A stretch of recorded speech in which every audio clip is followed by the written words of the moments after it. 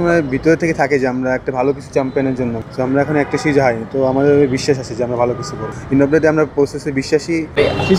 আপনারা তো defending champion, জিম্বাবুয়েতে ট্রাইনিশন জিতে এসেছেন, এই দুবাইতেই আসলে গতবার ফাইনালে চ্যাম্পিয়ন হয়েছেন, এশিয়া কাপে সাফল্য আছে, ট্রফি বড় মঞ্চে আসলে সাফল্য পাচ্ছেন। এইগুলোকে আসলে এই দলটাকে আরও বেশি আত্মবিশ্বাসী করে তুলছে কিনা?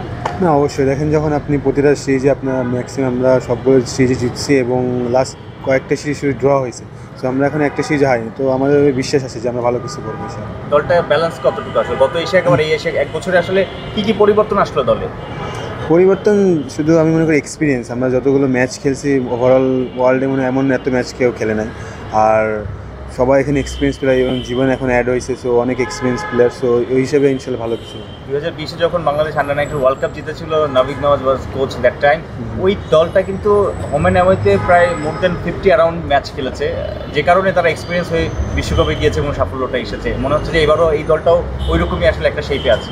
হ্যাঁ, ইনশাল্লাহ। দেখেন যে আশা করা যায় যে আমরা যেভাবে ম্যাচ আপনাদের বললাম যে আমরা মনে হয় 30+ ম্যাচ খেলছি এই বছরটা, অনেক সিরিজ। সো আমাদের প্লেয়ারের সবার একটা এক্সপিরিয়েন্স এবং ইভেন কি যারা আগের ওয়ার্ল্ড কাপে দুজন আসছে, যেমন ইমন আছে, জীবন। সো ইনশাল্লাহ দেখা যাক, আল্লাহ ভরসা বাকি। হ্যাঁ, আমি একটা প্রশ্ন আপনাকে করি। লাস্ট আফগানিস্তান সিরিজে প্রথম 4টা ম্যাচ হয়তো আপনার আশানুরূপ যায়নি, শেষ ম্যাচটা এসে সেঞ্চুরি হলো। মানে আগের 4টা ম্যাচের সময়কার অবস্থা, মানসিক অবস্থা কেমন ছিল? আসলে দেখেন যে গত শুধু আফগানিস্তান সিরিজ না, গত ইংল্যান্ড সাউথ আফ্রিকার থেকে আমার অ্যাভারেজ ছিল 30-40 এমন রান হচ্ছিল। বাট কয়েকটা 50 হয়েছে মাঝে। তারপরেও আমি বাকি যে চিন্তা ছিল স্যারের সাথে অনেক ডিসকাস হয়েছে, স্যার সেলিম স্যার যারা ব্যাটিং করছিল। সো ডিসকাস করতে করতে আমি জাস্ট টেক টাইম, যারা বললো যে সময় আসে ইনশাল্লাহ ভালো কিছু হবে। আর দেখেন যে যেই দুইটা প্রথমে আউট হয়েছে, স্যার বললো যে এগুলো একটা লাকের একটা বিষয়। সো আমি চেষ্টা করছি আমার প্রসেসে বিলিভ করার, সবসময় এটাই থাকি। ইনশাল্লাহ দিন শেষে ওইটাই বিশ্বাসের ফলটা আসছে। যেহেতু ভালো অবস্থায় থেকে শেষ করলেন, তো সেটা নেক্সট ওয়ার্ল্ড বা এশিয়া কাপে কনফিডেন্সটা দেবে?